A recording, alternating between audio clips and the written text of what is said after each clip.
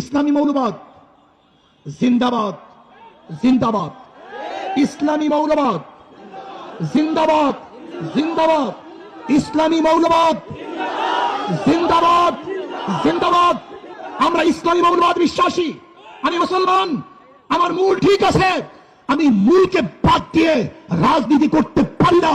92% মুসলমানদের দেশে ইসলামী মূল্যবাদকে বাদ দিয়ে, ইসলামী মূল্যবোধকে বাদ দিয়ে কেউ কোনোদিন রাজনীতি করতে পারে নাই, পারবে না ইনশাআল্লাহ। কাজী আপনি যে স্বপ্ন দেখেছেন মৌলবাদীরা ক্ষমতা আসবে না, আসে নাই, সম্ভাবনা নাই।